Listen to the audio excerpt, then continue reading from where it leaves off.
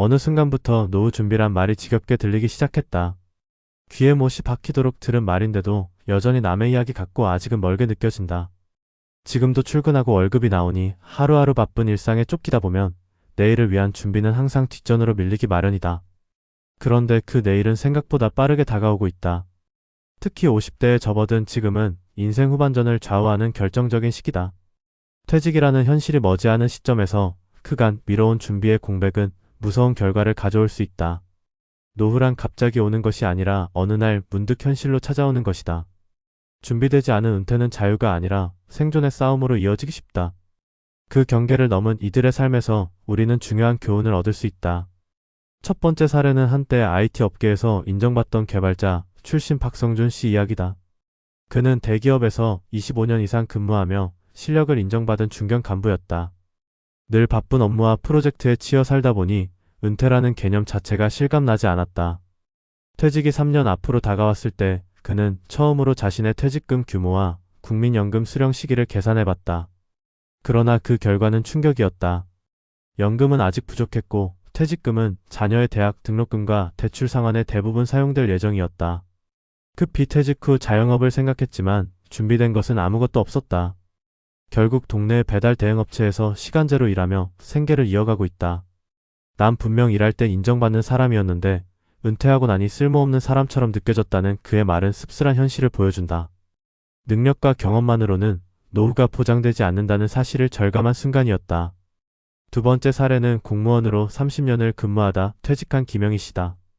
많은 사람이 공무원이라면 안정된 노후를 보장받을 거라 생각하지만 그녀의 현실은 달랐다. 퇴직과 동시에 남편의 사업이 어려워졌고 집을 담보로 받은 대출 상환이 시작되었다. 연금 수령까지는 시간이 남았고 생활비는 빠듯했다.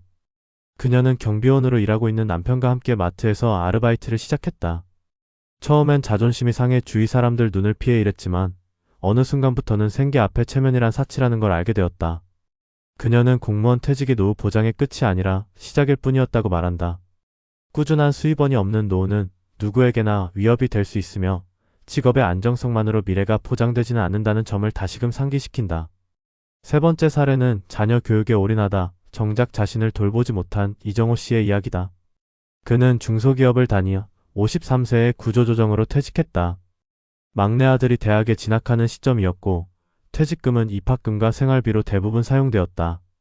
나머지는 작은 상가에 투자했지만 공실로 몇 달을 버티지 못하고 임대사업도 실패로 끝났다. 다시 일을 하려 해도 나이 탓에 재취업의 문은 쉽사리 열리지 않았다. 결국 그는 파트타임 주차관리 일을 하며 하루하루를 버티고 있다. 그는 가장일 땐 자식에게 헌신하는 게 당연하다고 생각했지만 지금은 나 자신에게 너무 무심했던 게 후회된다고 말했다. 은퇴 이후에도 지속될 수 있는 수입 구조를 만들지 못한 대가는 냉혹했다. 자식은 성장했지만 자신은 노후의 바닥에 서 있었다. 이들 사례에서 알 수 있듯 50대는 은퇴를 준비하기에 늦은 시기가 아니다. 오히려 마지막 골든타임이다. 직장이 있을 때, 아직 정기적인 소득이 있을 때가 노후 자산을 설계하고 실행할 수 있는 거의 유일한 시기다. 그러나 많은 이들이 60세 정년 직전까지 일만 하며 시간만 흘려보내고 만다. 특히 자녀 교육, 대출 상환, 부모 부양 등으로 가게가 빠듯한 상황에서는 노후 준비가 사치처럼 느껴질 수 있다. 그러나 그때 가서 생각하자는 미루기는 결국 그때 가서 후회하는 일로 귀결되기 쉽다. 노후 준비는 거창한 재테크 전략이 아니라 현실적인 생활비 시뮬레이션에서부터 시작된다. 매달 고정적으로 나가는 지출 항목을 점검하고 은퇴 후 줄어들 지출과 늘어날 의료비 등을 감안해 필요한 최소 생활비를 산정해야 한다. 이어 국민연금, 퇴직연금, 개인연금 등의 수령 예산 금액과 시점을 따져보고 그 부족분을 어떻게 채울지 고민해야 한다. 이때 가장 효과적인 대안이 바로 은퇴 후에도 이어갈 수 있는 수입 구조다. 이른바 세컨드 잡 혹은 부캐 경제를 위한 준비가 바로 50대의 주요 과제다. 가장 먼저 해야 할 것은 본인의 일과 삶을 객관적으로 돌아보는 일이다. 지금 하고 있는 일이 은퇴 이후에도 연장 가능성이 있는지, 나만의 기술이나 전문성이 있는지 아니면 새로운 무언가를 배워야 할지를 판단해야 한다. 작은 온라인 판매, 재능 기부형 플랫폼 참여, 혹은 소규모 자영업이라도 본인에게 맞는 방향성을 미리 모색하고 준비하는 게 중요하다.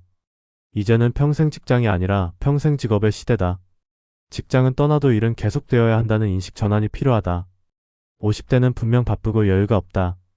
하지만 그렇기 때문에 지금이야말로 노후 준비에 착수할 수 있는 마지막 기회일 수 있다. 지금은 괜찮다고 생각할지 몰라도 퇴직과 동시에 닥쳐오는 소득 공백과 정체된 삶의 시간은 누구에게나 잔인하다. 아직 늦지 않았다. 50대인 지금 작은 준비 하나가 60대 이후 삶의 궤도를 완전히 바꿀 수 있다. 문제는 돈이 아니라 시간이다. 그 시간을 어떻게 쓸 것인가가 앞으로 남은 인생의 가치와 직결된다. 그리고 그 선택은 바로 오늘, 지금 이 순간 시작된다. 50대인데도 아직 준비가 안 됐다는 말, 사실 많은 사람들이 공감할 겁니다. 그런데 문제는 그게 남의 얘기가 아니라 바로 내 얘기라는 데 있습니다. 50대 중반쯤 되면 보통 자녀 교육은 거의 마무리 단계에 접어들고요. 부모님 돌봄이나 건강 문제 등 가정 내 돌발 변수가 하나둘 줄어드는 시기이기도 하죠. 겉으로 보기엔 조금씩 숨통이 트이는 것 같지만 속사정은 전혀 다릅니다. 바로 은퇴라는 단어가 본격적으로 실감나기 시작하는 시기거든요. 그래서 이 시점은 마음먹고 노후 준비를 시작할 수 있는 마지막 기회이자 결정적인 분기점이 됩니다. 실제로 퇴직 직전이 되면 대부분 사람들이 이구동성으로 말하죠. 그때 좀 더 준비해둘 거라고요. 많은 분들이 그럽니다. 아직 일하고 있고 건강하니까 당장 급하지 않다고요. 하지만 은퇴는 준비할 때는 늦게 느껴지고 막상 닥치면 너무 빠르게 느껴지는 게 특징입니다. 그래서 지금 당장 무엇을 어떻게 시작해야 할지 구체적으로 짚어보는 게 중요합니다. 저는 은퇴 설계 전문가로서 50대에 가장 필요한 3가지 노후 전략을 말씀드리고자 합니다. 첫째는 현실 파악, 둘째는 수입 구조 다변화, 셋째는 정서적 리허설입니다. 이 3가지가 갖춰져야 비로소 은퇴 준비를 했다고 말할 수 있습니다. 첫 번째 현실 파악은 생각보다 어렵지 않지만 대부분이 회피합니다. 내 국민연금 예상 수령액은 얼마고 퇴직금은 얼마나 될지, 금융 자산과 부채는 어느 정도인지 구체적으로 확인하고 적어도 65세까지 생계를 유지할 수 있는 자금 계획이 있는지 점검하는 거죠. 통장 잔고만 보는 게 아니라 내 앞으로 20년 혹은 30년을 먹고 살 자금이 어떻게 만들어질지를 시뮬레이션 해봐야 합니다. 여기서 가장 흔한 오해가 하나 있어요. 자녀들 다 키우고 나면 돈이 남겠지라는 생각입니다. 그런데 현실은 반대입니다. 자녀 독립 후에도 부모로서 계속 지출이 발생하고 그 사이에 내 건강은 악화되며 의료비 지출이 늘어납니다. 이걸 미리 인식하고 준비하지 않으면 결국 퇴직 후에도 계속 일해야만 하는 상황에 몰리게 됩니다. 두 번째 전략은 수입 구조를 다양화하는 겁니다. 우리는 흔히 은퇴라고 하면 일하지 않고 쉬는 것으로 생각하는데요. 그건 어디까지나 충분한 자산과 연금이 확보된 사람들의 이야기입니다. 대부분은 정년 이후에도 일정한 수입이 필요합니다. 문제는 그 수입을 어떻게 만들 것인가죠. 여기서 중요한 건 기존의 직장 일과는 다른 형태의 소득원을 찾아야 한다는 겁니다.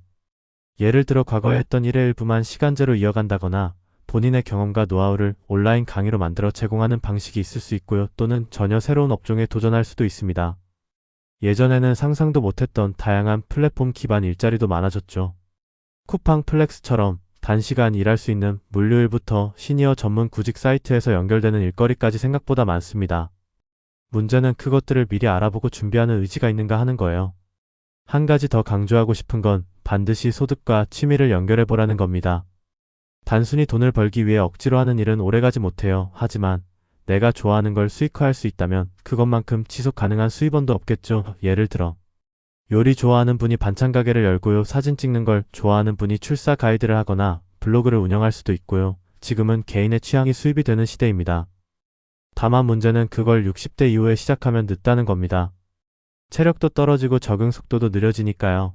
그래서 50대 지금 당장부터 시도하고 연습해야 하는 거예요. 세 번째는 정서적 리허설입니다. 이건 많은 분들이 간과하는 부분인데 실제 은퇴 후에 가장 힘들어하는 건 돈보다 마음입니다.